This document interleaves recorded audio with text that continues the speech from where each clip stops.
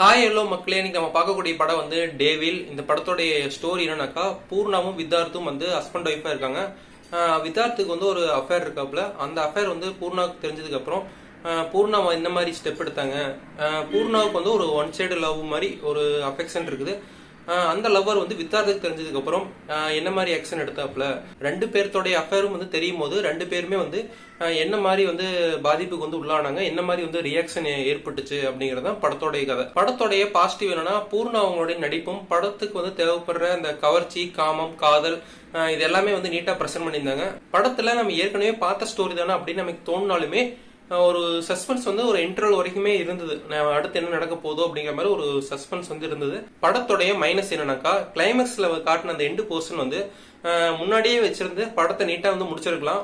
ஆனா அவங்க தேவையில்லாத ஒரு பாட்டு வச்சு அது எங்கெங்கயோ கொண்டு போய் படத்தை முடிச்சுட்டாங்க.